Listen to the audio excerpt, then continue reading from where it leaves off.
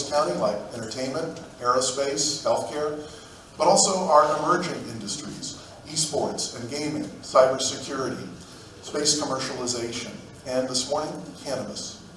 We see the growth of all these industries as having the power to advance our mission and vision, not only for our regional economy, which is already a nation-sized economy. LA County is a $700 billion economy, powered by 10 million enterprising neighbors of ours here in Los Angeles County. But we also do this work because we want to benefit the lives of those 10 million neighbors of ours, make sure they have the opportunity to participate in this vibrant regional economy and build wealth for themselves, their families, and their communities. The cannabis industry in particular holds the potential to help create economic opportunity and wealth for historically marginalized populations across Los Angeles County. It is, admittedly, an industry with a complicated and somewhat checkered history, and an as yet largely untapped future. But it has the potential to bring significant economic growth to communities that were targeted during its prohibition. Until November 2012, no states in the U.S. had legalized recreational use. Today, at least 17 states have. There's newfound optimism today. New pathways are being paved for industry reform and growth. The cannabis industry is currently valued at approximately $60 billion, and pardon the pun, growing like a weed. But significant questions remain around the appropriate public policy to support and regulate its growth. So our LADC events team, along with our partners at California State University, Dominguez Hills, have assembled a great program for you this morning featuring an impressive array of cannabis industry leaders to talk about these realities. They'll share their experiences with the industry. They'll explore lessons learned from early legalization in other states. They'll discuss the unique challenges that the cannabis industry faces here in Southern California. So they're who you came to see, not me. But I want to introduce my partner because he makes all this possible for you to experience. His name is Dr. Thomas Parham. He's the president of California State University at Dominguez Hills. He is also a transformational leader in higher education. He's elevating the student experience at California State University, Dominguez Hills. That university is an extraordinary partner of the LAUDC. He serves on our executive committee. That entire university is committed to preparing the leaders we need for the future of our economy and the future of our society. It's a really welcoming and extraordinary learner community of faculty, staff, and students who will be the future leaders of every industry here in Los Angeles County.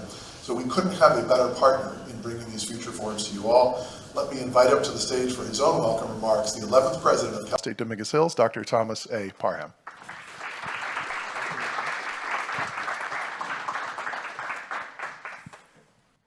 Thank you, Bill, and good morning to everyone.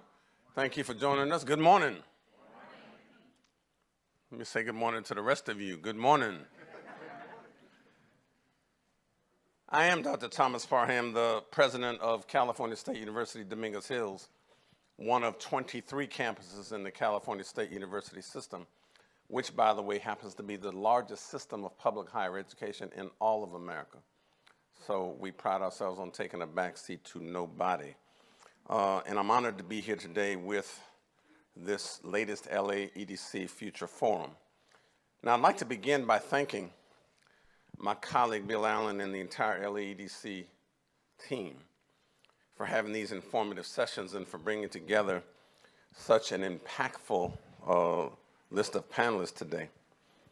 And in each of the previous forums I think that we've held, our task is not simply to present a program so that we check off the list and said, we did another program. Our task, my friends, is to help define and frame the discourse on issues of consequence that impact both the economic,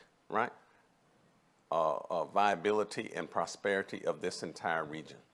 This is one of those issues that is going to do that. So I'm proud that Cal State University Dominguez Hills continues to be a presenting sponsor for highlighting the challenges and opportunities facing the South Bay industry and the greater Los Angeles region itself, because these forums provide a welcome and necessary glimpse into the economic and social futures of the community. Now, often the focus of these forums is on what have we done, Bill? Healthcare and innovations there. We've done emerging technology, scientific innovations and advances, And they're driving really both the LA region and the South Bay economy from IT to aerospace. But today's forum is on a decidedly more down-to-earth topic, in this case, the cannabis industry. So the title of today's forum, The Future of Cannabis Growing from the Ground Up, sounds very appropriate because it helps to frame the rise of the industry that frankly did not exist in its current form just a few decades ago. And so cannabis has been an industry in transition here since, 1996, if I remember right, and the passage of California Prop 215, which made ours the first state in the nation to legalize medical marijuana. And it's really kicked into high gear since 2016 in the last 6 years, when voters passed Proposition 64, which legalized recreational cannabis in the state. So in just a few short years, the entire cannabis industry has just blossomed into a multi-billion-dollar, right, concern whose impact is being felt in every corner of this state, every corner. So the leaders who are joining us today are uniquely positioned to speak on how local cannabis industry is not only bringing millions of dollars into the South Bay and the LA region, but is helping to create equity and hope in the same communities that the lengthy war on drugs often ravaged. Now, while still in its infancy in many ways, I think the cannabis industry is hitting its stride in popularity and rapid growth across the country. In 2020 alone, sales in America increased by not 10, 20, 30, 40, 50, but 67% from the previous year. And in 2021, support for legal recreational cannabis hit an all-time high of 68%. So the industry is currently valued at approximately $61 billion, that's billion with a B, dollars. Yet even as its economic impact becomes clear, there are lots of questions, my friends, that still remain about policy issues and implementation, community benefit, and growth strategies. So the Future Forum will explore lessons learned from early legalization in the states like Colorado and Washington, unique challenges that face the industry right here in Southern California, and how reform and progressive economics impact can bring forth a new era for the cannabis industry in this entire LA County region. That's what we're here to talk about this morning. So our featured speaker today, Chris Ball of Ball Family Farms, has seen the transformation of cannabis business from back alley street sales to licensed retail industry firsthand. Former professional football player turned cannabis entrepreneur, he'll talk about the transformation, as well as how Los Angeles social equity programs have helped him expand the business while providing opportunity to traditionally underserved community. It's about trying to give back and make a difference for those.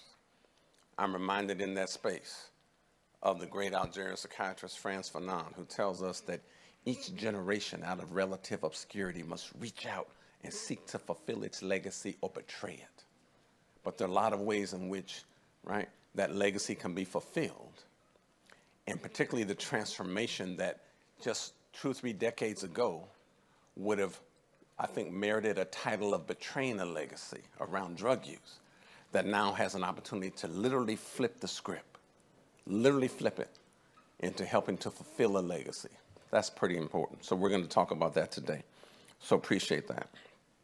So this forum, I think, is going to explore all those lessons learned, and we thank Chris and others for being here.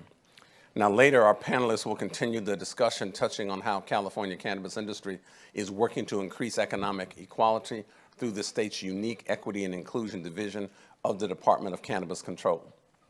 And so we'll also hear about the enormous economic impact that the burgeoning cannabis industry is having in Southern California, and how it'll be one of the leading factors helping to lead the area in a post-COVID economic recovery. So for this particular industry is more than just growing and selling. This industry is now one of the leading drivers of marketing, communications, design, and technological innovations, which we're glad to hear about. So the exciting development in this industry is literally transformational. And the workforce transformation in LA County alone over the next few decades, and this California State University Dominguez Hills plans to be in the forefront of scholarship on the area. In fact, I'm proud to say that California State University Dominguez Hills is home to the Mervyn Dimeley Institute. And it's the African American Political and Economic Institute named after Merv Dimeley. And they're already hard at work, I think, in that direction. In 2020, our Dimeley Institute received a $1.8 million grant from the Bureau of Cannabis Control to conduct research on the industry and in the South Bay. And so under the leadership of our director there, Dr. Anthony Samad, and the Dimeley Institute, they've been examining inequalities in cannabis market participation in the region, as well as conducting comprehensive economic impact analysis on recreational cannabis use in terms of job creation, revenue, and tax generation in other markets. In fact, one of our panelists today you'll hear from, one of our superstar faculty, our own Jennifer Broadman, is one of the key scholars from our Economic Institute working on the Dimeley Institute's projects. And so we're delighted to that. So our industry is dedicated to the success of our students and our community, and by working forward-thinking, innovative businesses like these represented here today, my friends, we will be able to continue to position our graduates for success and provide local industry with the talent and creativity that they need to grow and thrive. So thank you once again to the LAEDC for hosting this. We are proud to be the presenting sponsor. And I'll now turn the stage back over to Bill to introduce our first featured speaker of the morning. Bill, the floor is yours, and thank you all very much for joining us. Thank you, Dr. Parham. Our students and our region are so fortunate to have an extraordinary visionary leader like Dr. Thomas Parham to lead this institution and be partners with us in growing this regional economy. And as he said, we're very excited to have all of our speakers and panelists here today. Particularly excited about our first keynote speaker because we love great entrepreneurial stories at the LAEDC, and Chris Ball has a great entrepreneurial story. He's an accomplished entrepreneur, an innovative cultivator, the founder of Ball Family Farms, the first social equity licensed, vertically integrated cannabis facility in Los Angeles. A Southern California native, Chris began selling cannabis as a teen to help put his way through junior college, where he played football before going on to play at UC Berkeley and eventually in the Canadian Football League. While in Canada, he discovered the cultivation side of cannabis and began a self-taught education in botany, leading to the acquisition of a 5,000 square foot cultivation warehouse in the San Fernando Valley. Unfortunately, he was charged with conspiracy to distribute marijuana and spent some time in jail. After that, he was very surprised to learn that he could obtain a license to grow and manufacture cannabis products from the city of LA through its commercial cannabis social equity program. Chris and his family have since grown their now legal business significantly, cultivating successful commercial strains and now operating out of a 40,000 square foot facility here in LA and employing dozens of folks, mostly people of color. Please welcome a real LA business success story, the founder of Ball Family Farms, Chris Ball.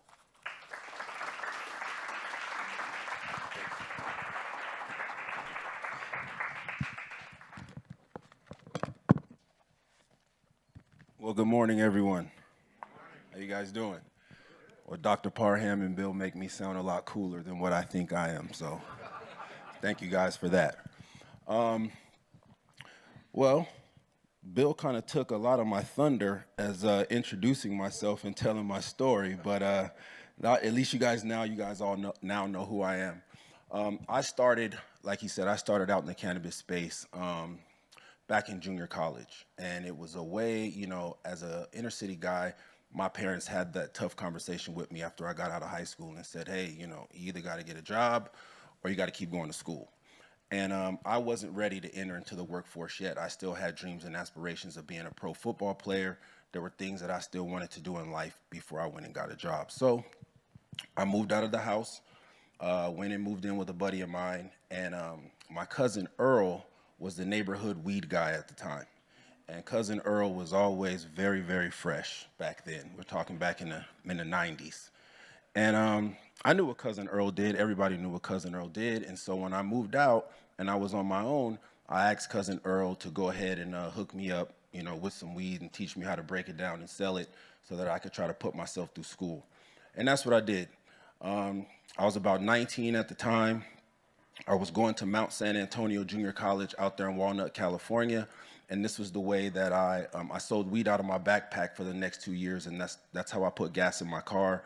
That's how I bought my books. That's how I paid my tuition until I eventually received my full athletic scholarship to go play football at the University of California, Berkeley. After Berkeley, like Bill said, I got some time. I spent some time with the 49ers. That didn't work. They sent me over to NFL Europe, played a season over there in Berlin, Germany, and then I landed myself in British Columbia, Vancouver. This is where I first saw cannabis from seed to harvest. At that point, I had never seen it that way before. I had only bought it or got it from Cousin Earl and sold it and made money, right? This time when I saw it, I kind of fell in love, with the process of cannabis. This is where I was able to see it go from veg to harvest to trim to out in the world. So at that time, cannabis in Canada was significantly cheaper than it was in Los Angeles. So me having a business brain and, going to Berkeley, we figured out a really cool way to traffic the product from Canada to the United States.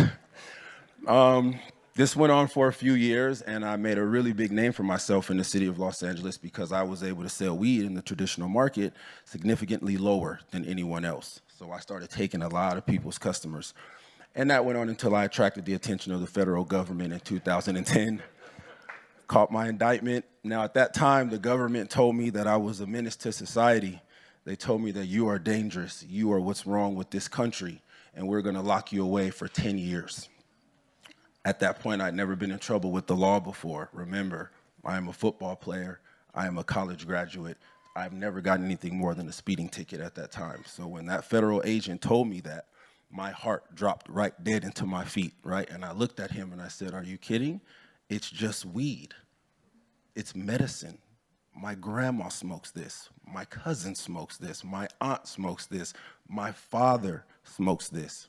He said, yeah, well, it's illegal and you can't do that here. So thank God I had a decent attorney. I think I had a little bit of help from God, maybe a little bit of luck and with my attorney, and I wind up not having to do 10 years. I signed for 3 years. And during that time, I was out on pretrial release. So when I signed my deal, my brother, thank God, had come to bail me out, and I was gonna fight from outside. And I signed a 3-year deal. During that during that time, my lawyer worked out a deal that said I didn't have to go back and report for sentencing until the case was over. Now, this was a 14-man indictment, so the number 1 through 5 on this case fought this case for 4 years, right? Now, mind you, I signed to only do 3. In that 4 years, I kept a job. I was a 32-year-old man. I went back and got a job. I worked at Abercrombie & Fitch folding T-shirts with 19-year-olds, right? Very humiliating. I am a college graduate from Berkeley, for Christ's sakes, and I'm working in a mall. For those 2 years I worked there, then I was headhunted by Nike.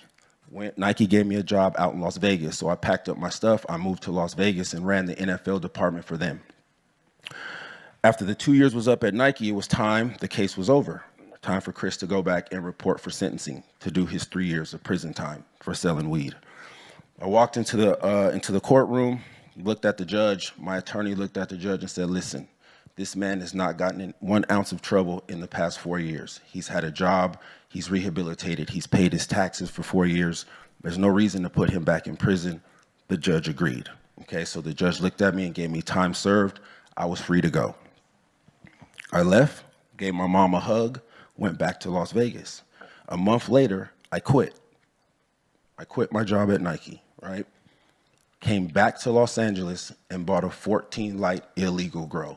Now, do not ask me why I did this, okay? At that time, I decided that corporate America just wasn't for me. I was working for 2 really prestigious companies, especially with Nike. I'm an ex-football player. You would think that I had it made, right? That I got a second chance at life, but I just wasn't happy. The weed was calling me back, right? So my mom was upset, my brothers were upset, my entire family was very, very upset with me. How could you do this? When I left that court date, the judge told me, Chris, you are free to go, but if you get in 1 ounce of trouble regarding cannabis, you will go back to prison for 3 years. We won't even discuss it. Don't even come into my courtroom. Just go right to your cell.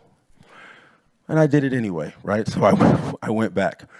At that time, I bought the 14 light grow. And I had a plan, right? All of my buddies at that time, that I had been doing illegal business with all those years now owned Prop D compliant shops in Los Angeles. So I had a plan. I said, if I can go and take what I learned from Canada and apply that into Los Angeles, I'll go talk to my buddies and I'll be a caregiver. I can go grow my little products and help patients, help people, and this is how I can keep lights on, and this is how I can start to educate myself in this space. So that's what I did. I did that from the time I got back for the next 2 years until I was introduced to the social equity program in 2018. Now, when I was introduced to this program, I was like, there's no way, right? I couldn't believe it. There's no way the city of Los Angeles is going to give an ex-convict like myself and somebody who was facing 10 years a license to do this legally. So I went down to City Hall and I did a little bit of studying, found out that it was legit. So I said, okay, I'll fill out the paperwork. I probably won't get it. There were tens of thousands of applicants applying, right? I said, I probably won't get it, but I'm an ex-athlete. I understand the concept, right? You can't win if you're not in the game, right? So I filled it out. 2 months later, lo and behold, I get an email from the city of Los Angeles congratulating me on receiving the 7th license that they gave out of 100, right? That was the day that Ball Family Farms was born. So that's a little bit about my history and how I got here today. So some of the things I want to talk to you guys about today, right? What is social equity and why is it important? Social equity is important for guys like myself, right? It's the opportunity to give back to the people who have been negatively impacted by the war on drugs, right? So for a guy like myself, without this program, I wouldn't have this second chance at life. What's wrong with the program? Well, I like to give the analogy of the scholarship athlete because that's what I am, right? The social equity program right now is a little bit broken, right? I am kind of the unicorn, right? And why do I say that? I say it because I understand the cannabis industry from being in it for the past 20 years of my life. I started this journey, again, back when I was about 18, 19 years old. So I understand the culture. I understand the community. I understand the products. I wasn't indicted by the feds because I didn't know what I was doing. I was indicted by the feds because I was making millions of dollars doing something that they couldn't put a tax on, right? So for a person like myself, I'm having this success in this space because I do get it. I understand what the consumer wants. I understand what it needs, right? But I had a little bit of extra resources based off of my prior experience and legacy experience, if you guys can kind of catch my drift. So with the program today, the scholarship athlete, when I left to go to college, had Berkeley not given me a place to live, had they not given me financial aid, had they not given me a tutor, someone to kind of teach me, about my classes at a higher education level, someone to show me around campus, someone to give me priority registration because I had to go to practice. I couldn't stand in the long registration lines with 20,000 students because I had to be on the field at practice. So when you go to college and the scholarship and the university gives you all of these tools and resources to be successful, that's how I was successful. That's how I was able to graduate from school. With the social equity program, we haven't quite gotten there yet, right? They've allowed these applicants admission into the school or into the sector, but they haven't given the financial aid. They haven't given the tutors. They haven't given the consulting, the mentorship, right? So how are these low-income individuals, most of them don't have higher learning, a higher education of learning like myself, right? How are these individuals supposed to succeed, right? They need support. They need tools. They need financial aid. They need a tutor. They need a mentor. They need priority registration. These are the issues that we're having today when it comes to social equity. So if we don't fix these issues, the program is going to die, right? And the rest of the nation is looking at California, especially Los Angeles, because we are the hub. We are the mecca of the cannabis industry. This is where all the best weed on the planet is grown, right? This is where it became popular, right? Guys like myself, we made it popular in the music business and in the television business. We made all of that what it is today, right? So the rest of the world is looking at us, and it's our responsibility to get this right. Some other points I want to highlight. Social equity applicants, if you can get them to where they need to be, right, will be very beneficial for the cannabis industry and the health of and the integrity of the space. Why? Because it's been in our culture this entire time, right? The first time I saw cannabis, I was 10 years old. It was my dad. I used to identify it by the funny smelling cigarette my dad used to roll and smoke after dinner, right? I was 10 years old. I knew what regular cigarettes were because my mom smoked those. But dad's cigarette smelled different and it was smaller, right? So this has been a culture thing for a guy like myself and thousands and thousands and thousands of other social equity applicants. We've seen it our entire lives. Even some of you folks who may not come from a disenfranchised area and you were born with maybe a silver spoon in your mouth, you know what it is too. You've been probably dealing with it since junior high, just like the rest of us. Right, so it's important for social equity applicants to get an opportunity to participate in this space so that there are many more Chris Balls of the world. I am not the only one that can do this and do this at a high level. A lot of other ones are still sitting in prison over it.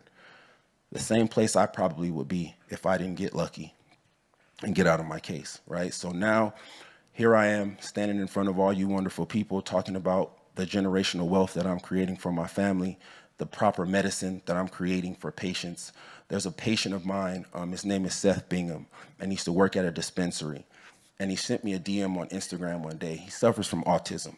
And he sent me a DM on Instagram one day, and it really choked me up because he said, you know what?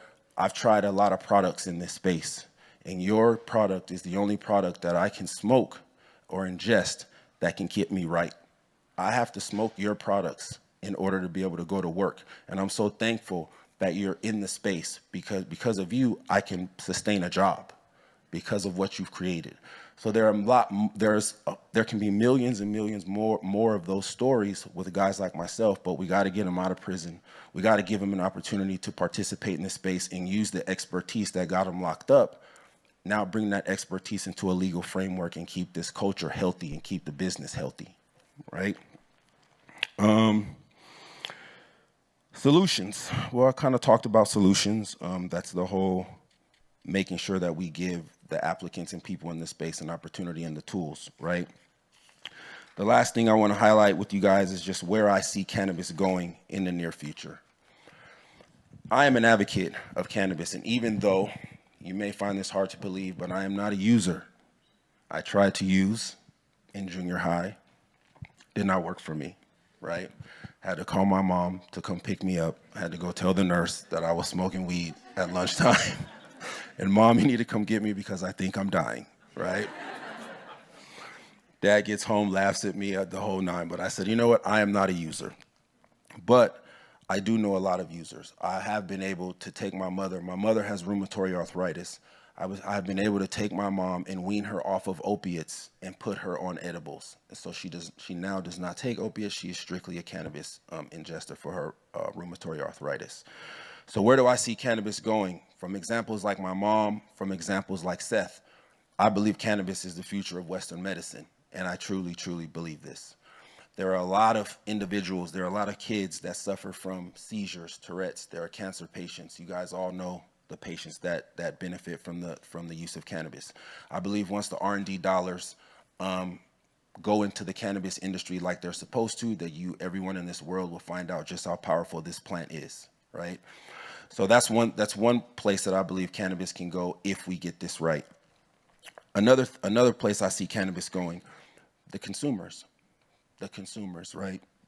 I know a lot of consumers, soccer moms, middle-aged folk that looked at cannabis and it was the devil's lettuce, right?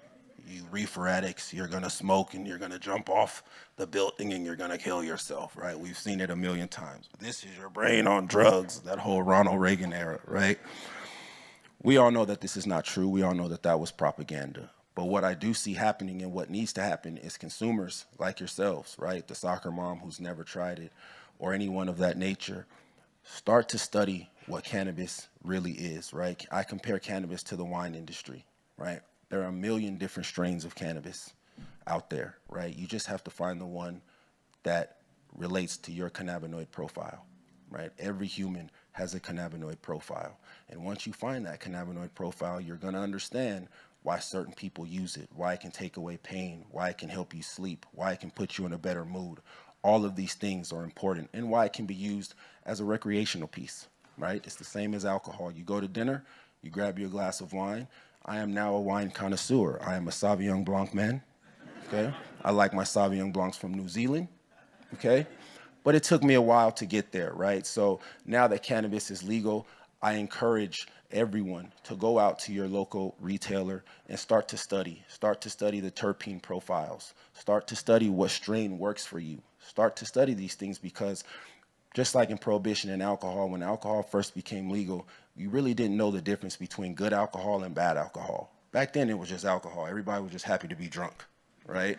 But as the industry started to mature, then you started to know the difference between high quality stuff and low quality stuff that gave you a nice good buzz and stuff that gave you a headache in the morning. So I encourage all of you guys to do that, right? If we can do all of these things, then our cannabis industry, in my opinion, will be ever so booming, right? It will be ever so healthy.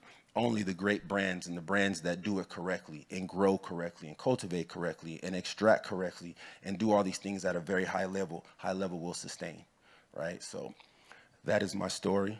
I hope I gave you guys a little bit more insight on me and the health of the cannabis industry, and thank you all for letting me tell my story. Just what we needed. What a great story. What a great message. Chris, thank you for sharing a little bit of your life experience and your wisdom with us, and particularly that powerful analogy of the supports that you got as a student at Berkeley and what we can do as a community to support our entrepreneurs, particularly in our social equity programs around cannabis and other industries. So thank you for that. Industries need advocates like you. Communities and industries need advocates, and our next featured speaker is both an industry and community advocate. Kika Keith is a cannabis justice advocate and the founder and CEO of Gorilla X Wellness, the first Black women-owned social equity dispensary in Los Angeles. Kika is a nationally recognized momtrepreneur, an activist with 25 years experience building high-growth businesses and community organizations that operate at the intersection of social justice and cannabis. Kika currently serves as the co-founder and president of the Social Equity Owners and Workers Association, a constellation of, and the founder and CEO of Life Development Group, a constellation of cannabis brands, retail spaces, and community organizations that leverage the power of cannabis to transform lives, shape culture, and empower underserved communities. Her advocacy has proven instrumental to securing groundbreaking, widely celebrated cannabis policies and programs, including the settlement with the City of Los Angeles for an additional 100 of the city's cannabis licenses to be designated for entrepreneurs from communities disproportionately impacted by the war on drugs. Please welcome Kika Keith.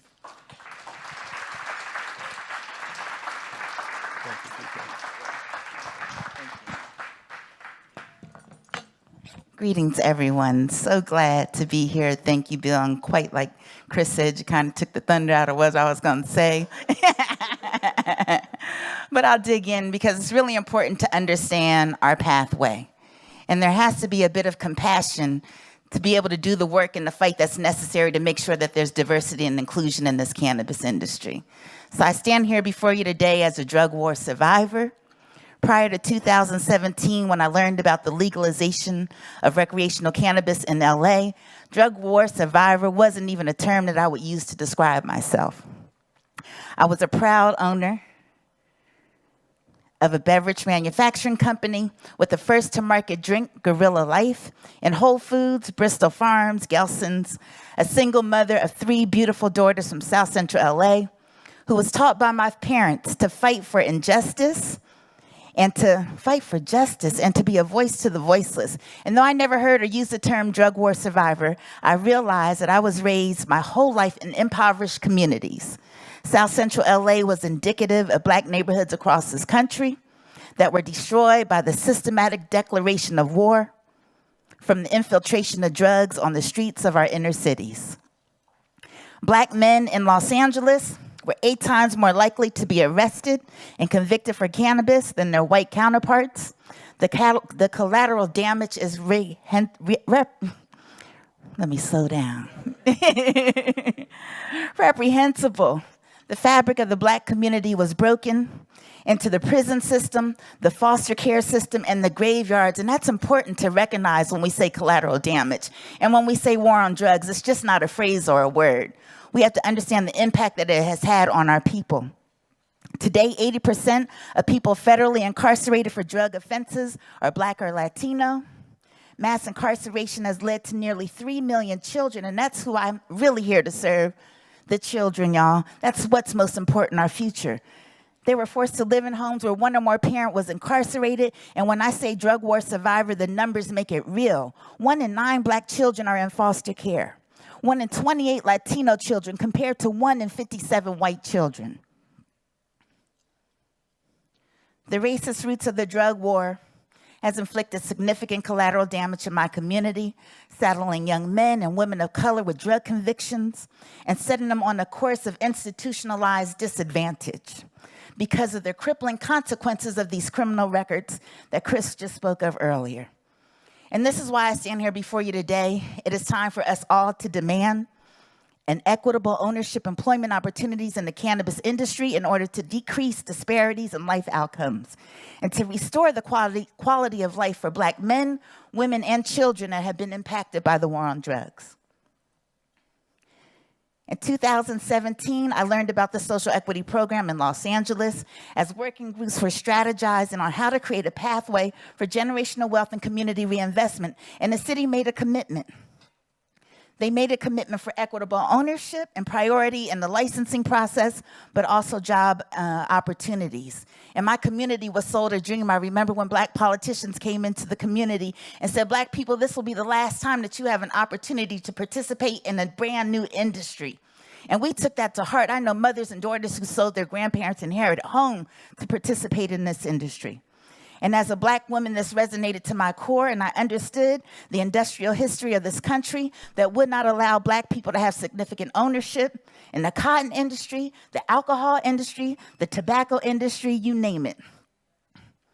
And so it's important that this opportunity was being granted to those of us who had barriers to entry. We had to be low income. We had to have a cannabis arrest or conviction. We had to come from these communities that were disproportionately affected.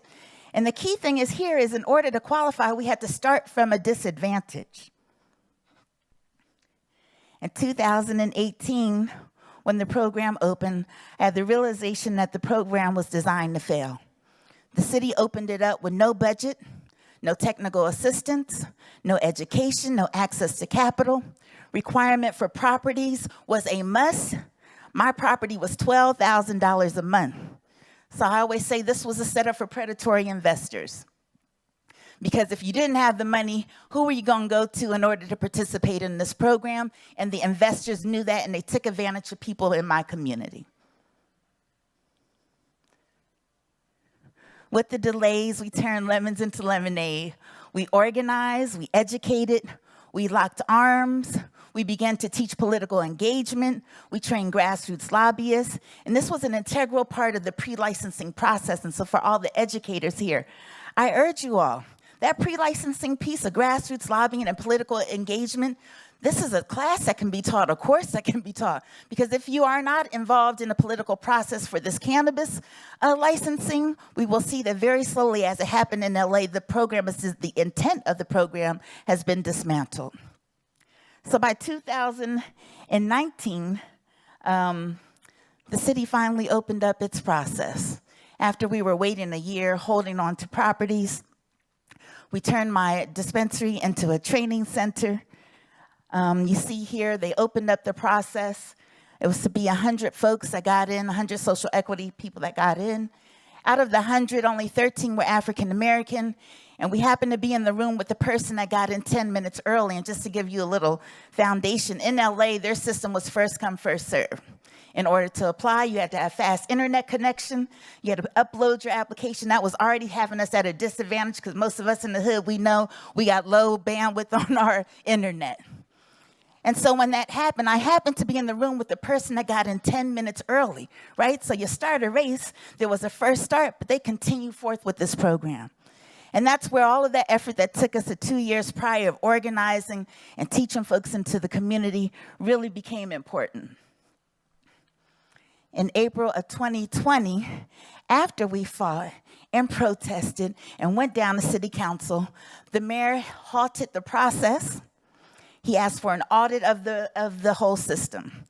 And lo and behold, they came back and said, even though over 200 people got in early, they were going to move forward. And so once again, we organized, we raised funds together, very grassroots, $5 and $10 at a time, to create a legal fund among social equity owners and operators. We put together and organized a social equity owners and workers association made up of owners and operators, and we filed a lawsuit against the city of Los Angeles. We presented evidence, and with pressure, the city settled with us for 100 additional licenses for social equity applicants. And that was beautiful because this was one of the first times that I've seen in my history where us as a people really stood together and worked together to make sure that we didn't lose this opportunity, and it was such a saving grace. And it created so much hope where people in our community really saw that you could fight for what you want, you educate yourself, and you stand up and you can win. And so with that, I believe that we've created a blueprint and we've shown our people that there is a way to come together, that there is a way to organize and create Black economic advancement. We prioritize advocacy and education of the people in and around the spaces that we are building. And we call our place the house that the people built. Because of that, come July 2020, almost 3.5 years later, I was able to raise $1 million in funding. 70% of my business is Black woman owned. I created a team, and we saw at this point the transfer of power. And this is the story and the things that we see to motivate and the models that we create in our community, and it's worked. 1,340 days later in this long-ass licensing process. And we can show that too, because this is happening across the country, y'all.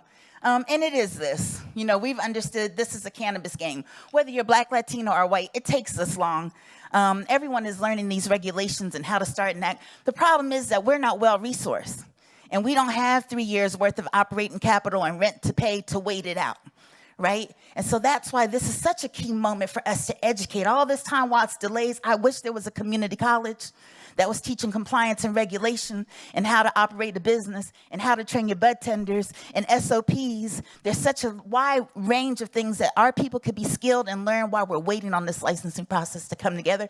How to talk to investors, how to negotiate a contract, how to write a business plan.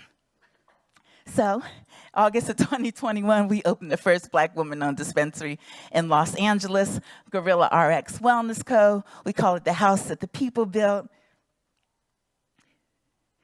I used my experience in Whole Foods and wanted to really create a grocery store experience for our customers. I'm in South Central LA, 3 blocks away from where I was raised on Crenshaw Boulevard, where I raised my daughters.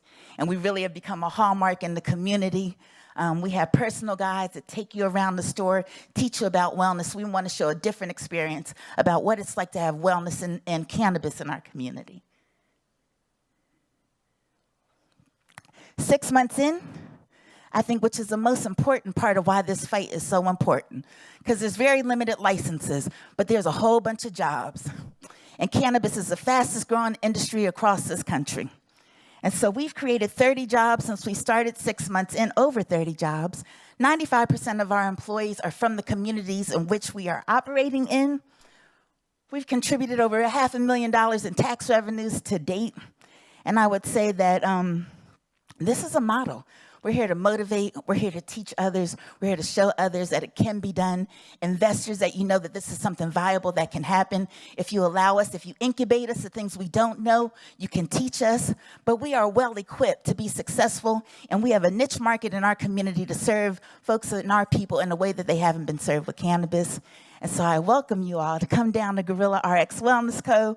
on Crenshaw and share in the experience. And we're here to share and bring love and life to y'all too. Thanks for having me. Amazing, Kika. Thank you so much. Keep that applause going for Kika. I mean, these two folks are not only extraordinary entrepreneurs, but they are industry leaders. They are building an industry for the future, and they are creating opportunity for our neighbors across this county. Kika mentioned the lack of digital equity in our communities. The LADC formed the LA Digital Equity Action League to deal with that. We have 1.2 million of our neighbors in LA County who don't have high-speed broadband in their home. And guess what? They're mostly black and brown neighbors of ours. This is an equity challenge to the economic growth of this region. The shortage of capital, the lack of educational opportunities to learn how to launch these businesses and go through these processes. This is exactly why we do these future forums. We have education partners here in the room. We operate the Center for Competitive Workforce with 19 community colleges in this region. We have 5 Cal State universities led by Dr. Thomas Parham here in Dominguez Hills, who's absolutely committed to creating the educational pathways for people to excel in industries as you and Chris are showing the way. So thank you for being here and inspiring us. We now want to turn to a panel of experts that will include Chris and Kika, but I want to first introduce the moderator for that panel and then get into a serious discussion of what are the opportunities ahead, what are the challenges for us, what can government be doing, what can education be doing, what can industry be doing, what can sources of capital be doing to help nurture the growth of this industry of enormous potential here in our region. And I hope all of you here today will join in the online conversation at LADC on Twitter and Facebook. Use the hashtag LADC Future Forum and share what you're thinking about what you've heard this morning. Help us tell this story so that more folks can become champions and advocates and allies and ambassadors for this industry and for the economic future of our regional economy. I'm excited to have to moderate this panel Jordan Watson, a creative brand builder and founder, owner and the creative force behind Get Rocked Media, a curator of viral videos within the luxury, wellness, lifestyle, and beauty categories for both cannabis and ancillary brands. I'm not going to tell as much of his story because I feel badly about stealing part of Kika and Chris's story. They tell their story so much better than I. I'm just going to bring Jordan up and say he's an extraordinary entrepreneur in his own right, and he's the perfect person to moderate this panel and introduce the rest of our speakers. Jordan, tell your story yourself.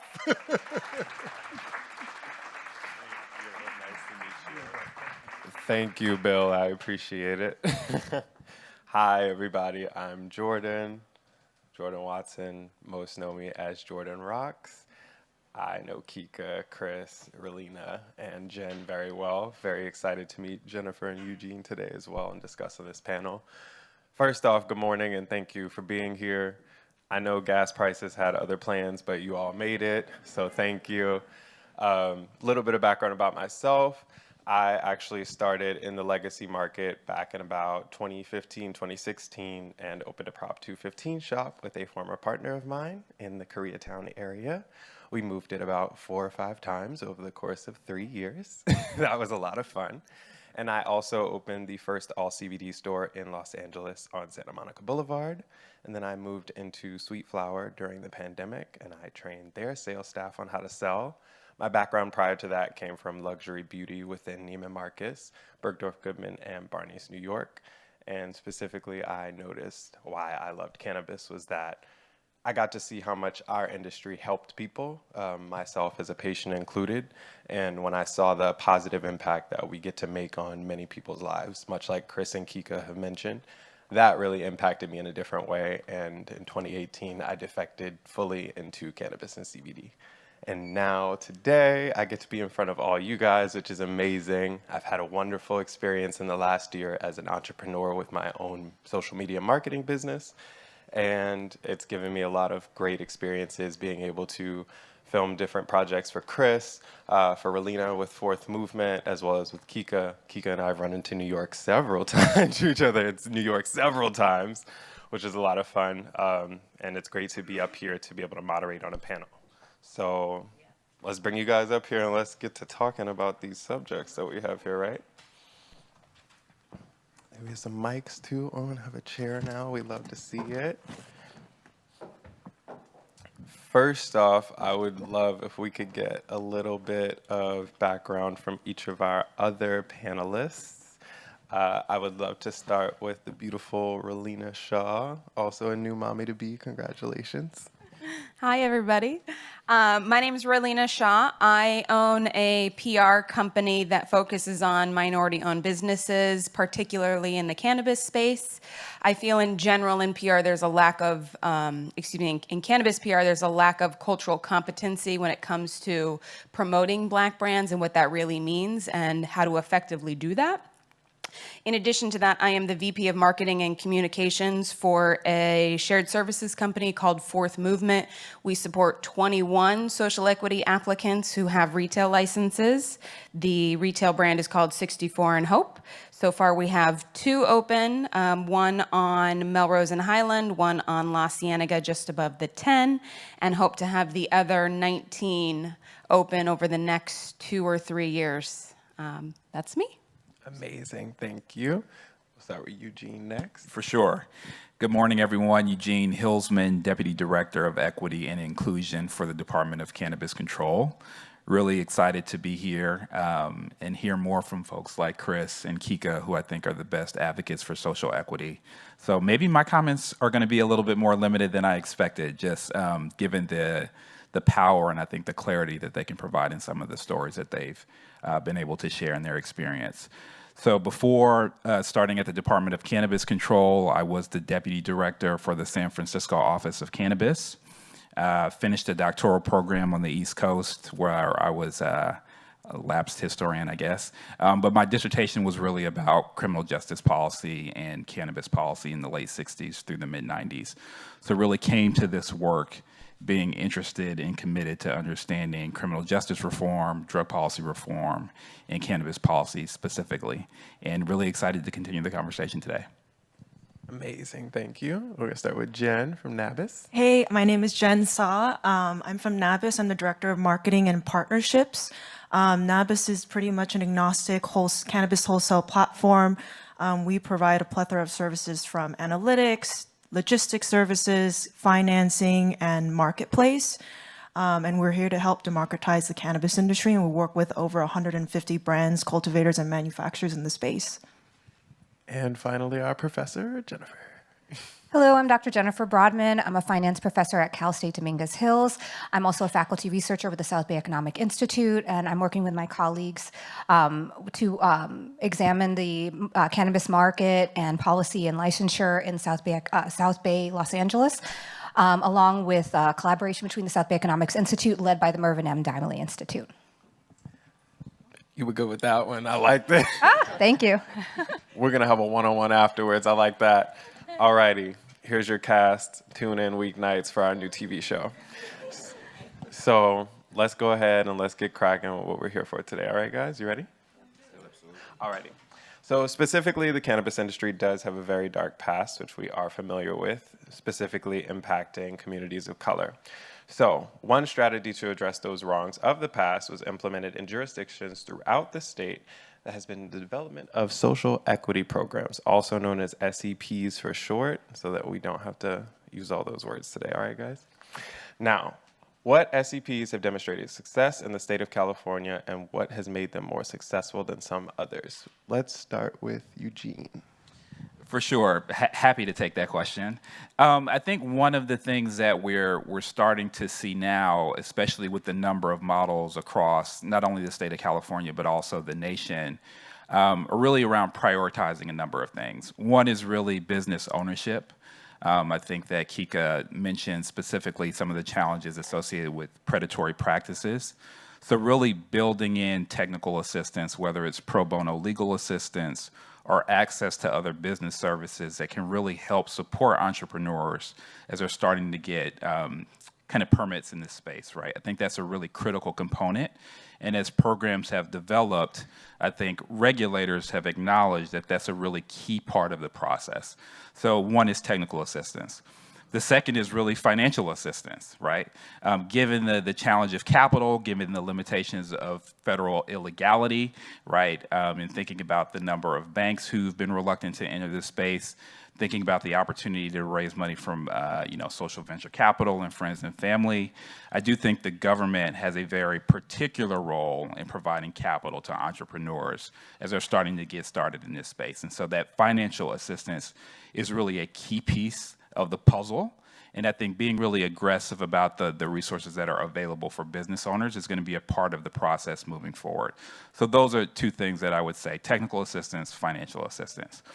And then I think also one of the things that I'm really excited about are innovative practices that are starting to emerge, not only across the country, but also in places like Oakland, in which local regulators were able to provide some state funding to allow cannabis business owners to purchase a building, right? Understanding the challenges associated with kind of operating a cannabis business and high rents, they were able to purchase the building and then allow equity business owners to actually operate in that space at low rent. So that's one of the things that we've seen, and I think the state has a responsibility as we see those examples to really share them, right? So that local jurisdictions, as they're starting cannabis programs, are aware of some of these opportunities and can actually implement them. All righty. Kika or Chris, would you like to weigh in on those? I feel like you guys would have a lot of insight for that particular question. I'll weigh in. I think we've worked at a deficit in California because it's all new. And so, though there were laws that were put in place that look good, there wasn't anything that guided the implementation, right? And so the challenges and the stories that you hear are about the flaws in the implementation. But now, several years in, as Eugene mentioned, Oakland has a great model. I think if we took bits and pieces, and I think New York is doing that right now, right? They're taking what were the good things that happened? What were the best practices? Oakland, they allowed you not to have a property before you applied. Could be a problem because then all the properties were eaten up by most investors, and then you still had to deal with predatory ownership. But at least you didn't have to have an outlay of cash at the beginning. San Francisco, great that they have oversight and monitoring of the agreements prior to you getting temporary approval. LA does not have that. And so you have folks that are currently in disputes with predatory investors, and they can't get out of it because the city did not set up metrics for oversight and monitoring of these applications and of the agreements. Long Beach, their first social equity applicant had got a $300,000 grant, as opposed to the city of LA where we only got a $33,000 grant. $300,000 is impactful, right? You're in a position of power that even if you need more money, you're able to negotiate with investors. And so I think if we start really looking, what other thing that needs to happen, there was a blue ribbon commission that the lieutenant governor, now Governor Newsom, had that looked at cannabis, and we're trying to figure out how do we set up programming. Well, that dissolved. There needs to be oversight, and there needs to be a community group where people are listening to the actual social equity applicants.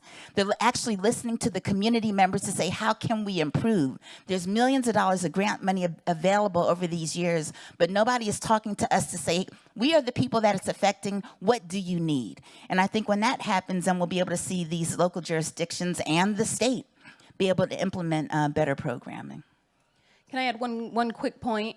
I think something else that at least can be improved as people are rolling this out is bring in to the department people who understand cannabis and understand cannabis business, right? So some of the things that make it difficult here in Los Angeles are that you have to get permits for things, but the people who are giving the permits or coming out to inspect your property don't understand how cannabis is grown, for example. Like I know Chris has mentioned in the past, they've had an AC unit go out. You have to get a permit to even replace that. Then you get in line to have somebody to come out, and while it's taking them a few days, your entire crop is dead. So now you've lost $150,000 because the city's permitting process doesn't understand that you need to send someone out right now to make sure that those changes can happen. So if you're bringing in, piecemealing it like Kika was saying, right? Find the right pieces from the different programs that are working. Let's put those together. And then let's make sure there are people in the department who, one, understand cannabis, and two, understand cannabis business, because they are incredibly different. There are so many nuances and things that you really have to be paying attention to in order to roll out a program that is going to be effective long-term and provide the resources that people actually need to be competitive in the space. And if you're not competitive as a social equity business, you're not going to be able to compete with the MSOs who have billions of dollars, right? And C-suites who have, decades worth of experience that people who are getting these social equity licenses in all likelihood do not have and don't have access to. Ooh, that was amazing. It was like watching Serena and Venus. I love it. Alrighty. Actually, I'm going to start with, or do you have anything, Chris? Excuse me? Oh, I thought you had something to say. Sorry. No, I'm going to let these powerful women. Yes, absolutely. All right. We're actually going to start with Kika again for this next question. So, from your experiences, where have SOPs fallen short, and what changes could be made to improve the process and ensure those that are supposed to be supported through the programs have real access to them? Did you say SOPs or SEPs? SEPs. Well, those pieces, and I didn't add this one point, and I think it answers this question too. The city of LA put together a social equity analysis. They paid $300,000. It was done in 2017. They used none of the recommendations of how they rolled it out, including, as Relina was saying, the interdepartmental communication lines that would happen specifically for social equity. I mean, that report is thorough, including community reinvestment, workforce development, all of those things were in there, the methodologies that should be used, the projected budget, fee waivers, which we still have not had. And so I really say, when I go anywhere, I say this is a stand-up document, including an addendum that helps circumvent predatory investors. They reference the minority disadvantaged business program. They reference the federal mentor protege program, all federal programs that have a social equity component that has monitoring and oversight of these agreements, and they have not followed it. So anyone that's looking, regulators or instructors alike, those two documents are the Bible that I haven't seen anybody utilize, any jurisdictions utilize. And I think if we just follow what was already paid for and done, the blueprint is there, and we don't have to start from a zero slate. Thank you. You're welcome. Chris? Repeat the question one more time, because I'm still processing what Kika said. It's okay. She's giving sermons. I love it. Alrighty. So from your experiences, where have SEPs fallen short, and what changes could be made to improve the process and ensure those that are supposed to be supported through the programs have real access to them?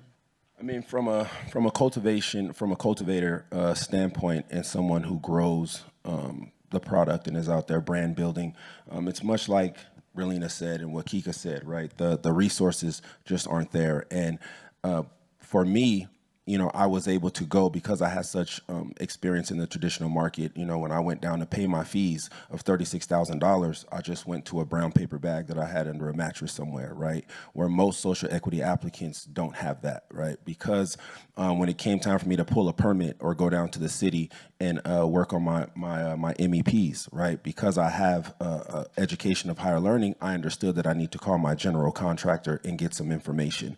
I understood what that meant, where most social equity applicants don't. So again, it just goes back to the support that's needed, you know, for these applicants to succeed, right? You take an inner city kid and you pull them out of the inner city and you put them in an institute of higher learning and you give them all these resources. Well, now that kid, his talents can flourish. He can maybe go to the NFL, the MLB, or the NBA and change the trajectory of his family's legacy in their life, right? Well, the same thing happened for me. Because of the social equity program and because of all the extensive experience I had from the traditional market, the Institute of Higher Learning was able to give me an education. I came back into this sector, and with this new emerging industry, I was able to take everything I had learned and create generational wealth for my family, but I already had my resources. So I'm the unicorn, right? But we got to fix the program so that you don't have to have unicorns, you have to have the system in place to make sure that these applicants can actually reach the levels and the dreams that they want to reach. All righty. Eugene? Sure. So I think one of the things that, you know, we're working to figure out is, you know, so the state has dedicated resources to support equity business owners, right? So $170 million over the last couple years. A lot of that money is really distributed through local jurisdictions, another $50 million to local jurisdictions that are transitioning provisional licenses to annual licenses, and $30 million for fee waivers. But I think one of the points that Kika made earlier in thinking about, well, what is the appropriate amount of capital that's really necessary for business owners to move forward, right? You know, we've seen situations in which business owners received $10,000. And given the capital cost, that might be like, putting some money in a garbage can and lighting it on fire. It's just not enough capital to kind of get people to have escape velocity work and make a difference. And so figuring out what is that tension between a significant amount of capital for a smaller amount of entrepreneurs and a larger amount of capital for fewer entrepreneurs, I think is the tension, right? And so that's going to be something that I think with enough information and data, we're able to speak about more clearly. And, having conversations with local jurisdictions as they're implementing programs, creating a resource page at the state level where some of these best practices can be shared, and also encouraging dialogue between jurisdictions that are implementing programs. So they're able to learn from some of the things that are working across the state, so they're not reinventing the wheel, right? And so they're looking at documents, they're incorporating this review of ownership agreements, whether they're doing it internally or providing additional resources. And so I think the state really has a responsibility and an opportunity to be really creative about making sure that we're really sharing this information and encouraging jurisdictions to take some of these approaches. All righty.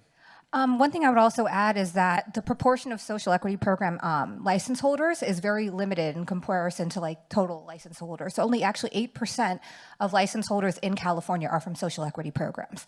One thing that we did see in Oakland as well was the larger proportion of social equity program license holders was a larger percentage of the overall amount from Oakland as well. So seeing more licenses granted to social equity program applicants will also be beneficial.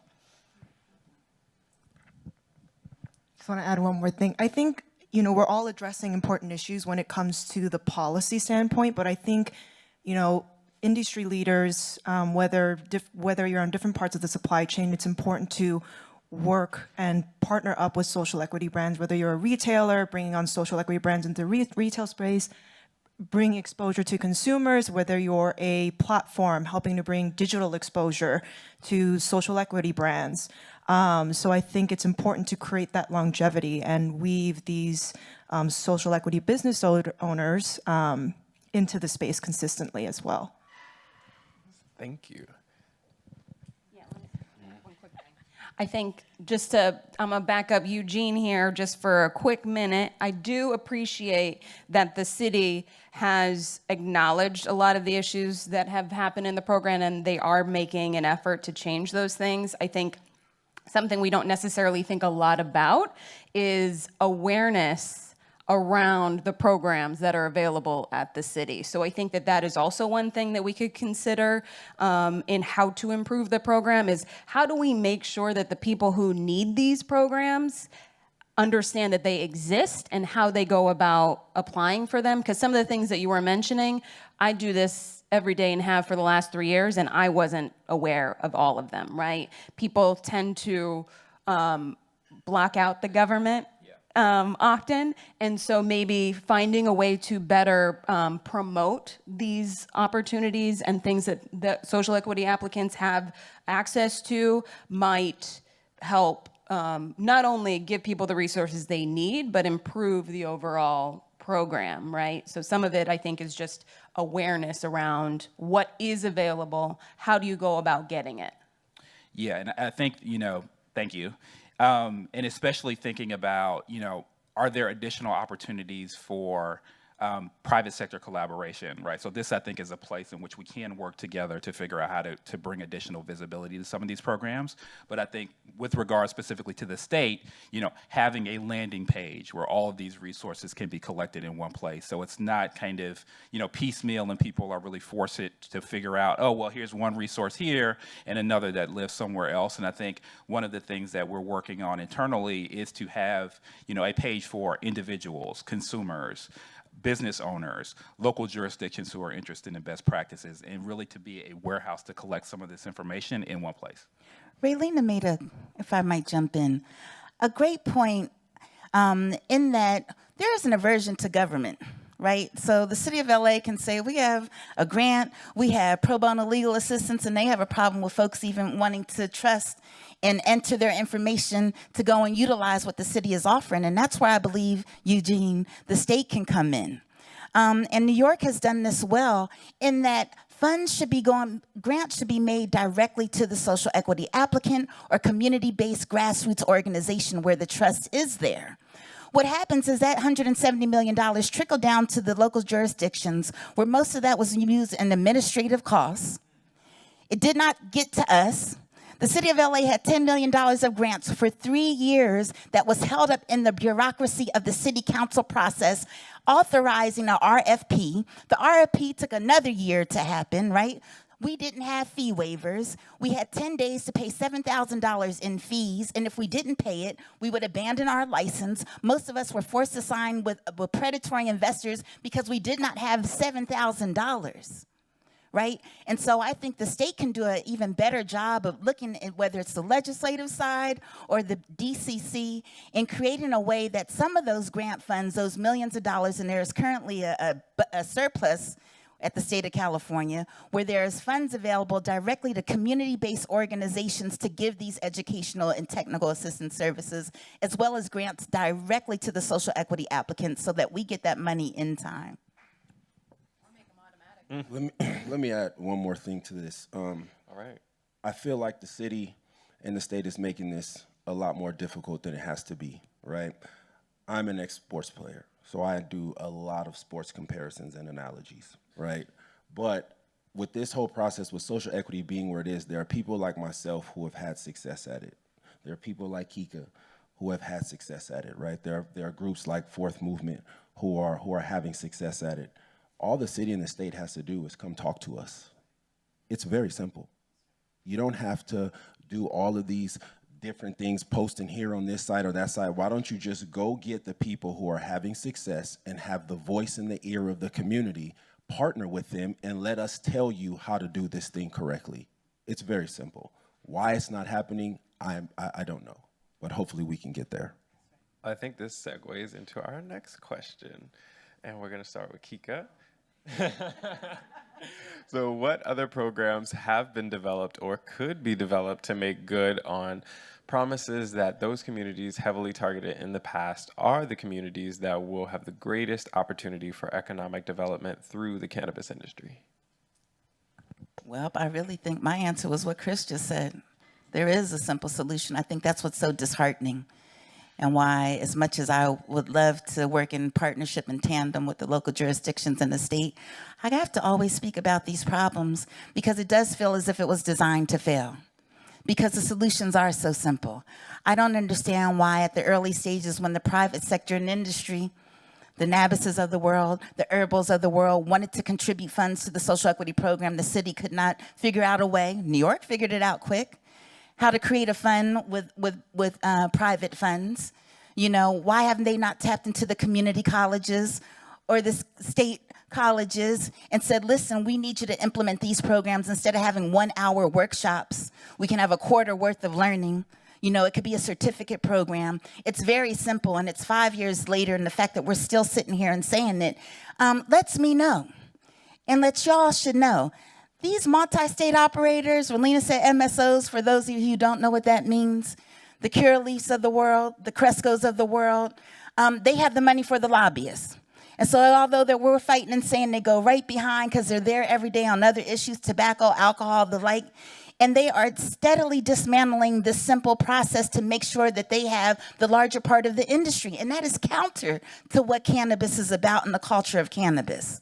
And there is something different, and that's why I believe that this is a universal appeal and a civil rights appeal and a human rights appeal. This is different than every other industry and different than every other commodity because it is built off the backs and the blood and the lives of Black and brown people to this day. And so I say that we take a different approach, and all of us need to get more proactive and talking to the mayor's office, talking to the council office, and say we want to be involved. And I think that's when we start to see the change, because we can't just do it. Our voice is not big enough, and us as social equity applicants don't have the resources to hire the lobbyists and have government relations teams, but we all should have that commitment to diversity and inclusion and making sure that we are represented in this industry. Amen to that. Relina, can I pass the mic to you? Wonderful, by the way.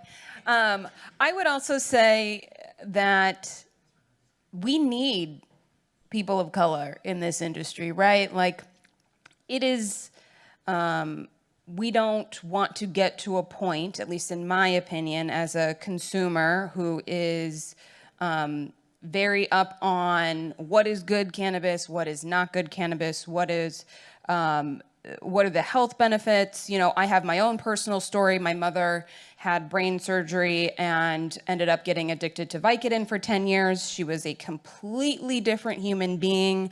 I pretty much didn't see her during that entire time. She sequestered herself in her room, which was the antithesis of who she is. And it wasn't until my father suggested cannabis and essentially forced her to try it that she got off the Vicodin and now is my mother again. And as I can't recall who mentioned, Jordan, I just had a baby. And so she was here and able to play with my child and get to know him instead of being a zombie, right? And one of the reasons why these things are so impactful are because of people like Chris, who have the experience and the knowledge in building strains and crafting things that are wellness focused and that work. I think if we get to a place where the MSOs get their way, they have the lobbyists to go and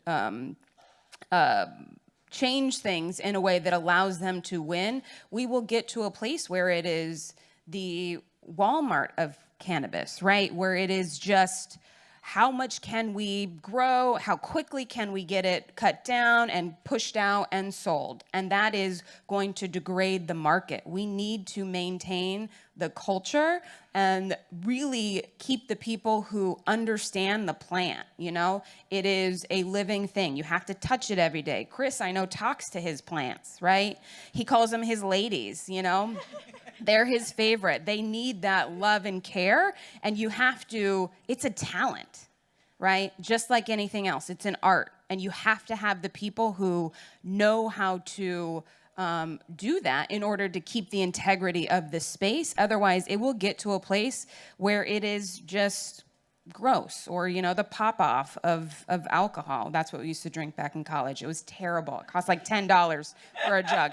Horrible, right? But we want to make sure that we are keeping the integrity of the space, and one of the easiest ways to do that is to maintain the folks who have built it for generations.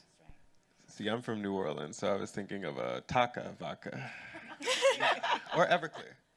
Also equally terrible. Just to kind of piggyback what Relina said, it is very important, and that's something that I mentioned earlier when I was speaking, just about the consumer starting to mature and educate yourself on the products, because as Relina said, if these MSOs do get their way, you will have a bunch of McDonald's of cannabis and Burger Kings and Jack in the Boxes, right? You won't have a Whole Foods of cannabis. You won't have an Air One of cannabis. It'll be gone, because that's not their way of business, right? It doesn't make sense for them. So guys like myself who actually care and who actually grow cannabis in living soil, which is what God put here, and it's not synthetic, right? Not saying anything about any other ways that you grow, right? It's your preference. But for me and my company, I do want to be the company that creates a product that helps people, right? That it can help you as well as be a recreational piece. And that's going to be important for the culture and the longevity, so that the cannabis industry can be a $60 billion industry and it actually work. I mean, something that hasn't been carved out or tapped into is the medical side. I mean, during the pre-ICO days, we called the customers our patients. We had robust compassion programs. It was really easy to donate products to people in need that had low income and use this as medicine. And currently, the big push ever since legalization has been recreational use. Recreational use. It's for fun. It's for partying. And there's brands like Chris's where there are specific strains catered towards medical uses. Therefore, there is a lack of medical research that needs to be addressed as well. But there needs to be a serious sector or carve out for that medical side of this industry as well. I'd love to weigh in and just say, I would personally love to see more programs like what Kika is working on with her educational program, specifically as someone who has opened several stores and trained several teams. The lack of basis training of knowledge for everything from operations as a bud tender to being a manager to a lot of people don't know you can't put a lot of that money in the bank and what it takes to move it and where you have to store it. I had my shop robbed 4 times in the middle of the night and raided by police. And then moving into the actual regulatory market and working with major brands and companies and stores and realizing the processes that it takes. There's no program out there that trains any of these people how to do that. And this is coming from someone who is training major retailers such as Barney's and Neiman Marcus for a living at 19 and being like, well, where is there a program to teach people how to be in this industry? Because they want to be in the industry. Because for a lot of people, this is their way out. Like you said, they said this is the first time you can get into this market and it's probably going to be the last. And how do we actually put in place to make sure that we get through that? Quick question, Jordan. Since you brought up workforce development, I'd love to hear a little bit more about what Chica has developed out, but also get the thoughts from other panelists of what is that technical assistance that you all need in the industry, that you see needed in the industry, and then what is going to be that workforce that needs to be trained at this moving forward? Sure. One thing, and I'll specifically speak from the retail side, that I hadn't seen as, and we spoke of it earlier, the lack of even outreach and awareness.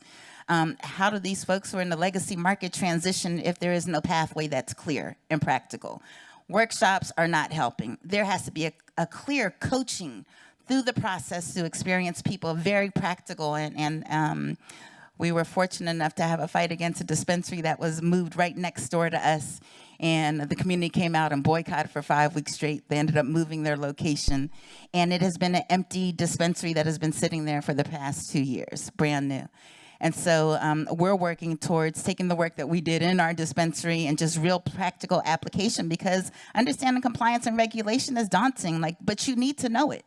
And so how do we create cliff notes for the regulations? But then how do we show you on the day-to-day how to actually operate? And so we're creating a model of a mock dispensary where folks will be certified on different POS systems, but each and every day they will actually work as a bud tender. Then they'll move up to manager. They can choose if they want to be an inventory manager. CEOs, there's folks that have this licensing opportunities and don't have a clue to be a CEO, and they're giving away their power. That's the purpose of the social equity program. It is written in the regulations that you're to be the CEO, but the investor will say, you don't know anything about operating a business and your power is taken away. And so our center that we're developing will just be to practically apply day to day how you are learning how to operate within a retail dispensary.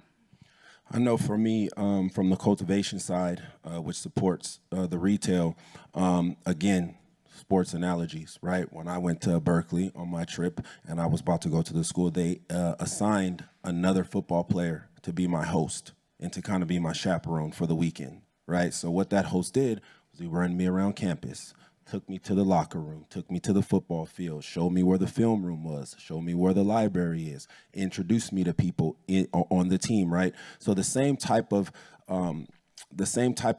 process can be put in place for the social equity program, right? You take a Chris Ball in a Ball Family Farms, you bring a new social equity applicant who doesn't have the resources, and you say, Chris Ball, incubate this person. Now, why were their athletes willing to show a new athlete around on campus, right? Well, because the school gives that athlete $500 and it says, go show him a good time and you keep the change. Right? So that athlete was money motivated, as we all are. So why don't you just do the same thing? Why don't you take a Chris Ball and a Ball Family Farms and say, hey, Chris, if you incubate this new applicant, if you each one teach one, we're gonna do away with your taxes for this quarter or for this year. You know, I'm money motivated too. I want to run a sustainable business too. And then you can each one and teach one. It's very, very simple. Yes.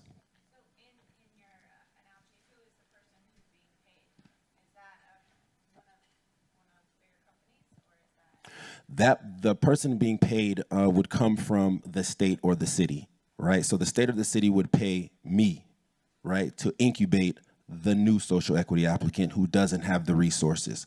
I have the facility, I have the brand, I have the success, I'm paying my tax dollars, I understand how to do it. The new social equity applicant from a cultivation standpoint, if they want to get into cultivation, they don't know how to run down to the city and get MEPs. They don't know how to run down and get all of these licenses. They don't know how to put together a cultivation room and have success at it. I've already bumped my head and learned all the lessons for you over the past 10 years. You don't need to do it. I can speedball you right into the front of the line. I can give you the cheat code, right? But the city and the state, they need to motivate me to do that. right? I would love to do it out of my pocket. I would love to, right? But I'm being taxed just like everyone else. I'm having a hard time